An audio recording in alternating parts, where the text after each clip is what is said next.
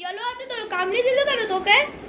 আমি জানি এখানে কামড়ে দিয়েছিল, ভূত বলছিলাম তো যে আমি একটা কামড়ে দিয়েছিল এখানে, যে আমি গেছিলাম সে দেখছি ভূত। ভূত, আমি তোকে হাতে কামড়িয়ে দেবো। কামড়িয়ে দিলাম।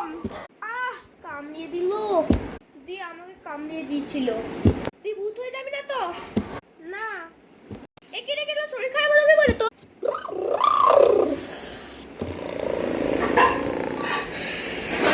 আমি ভূত।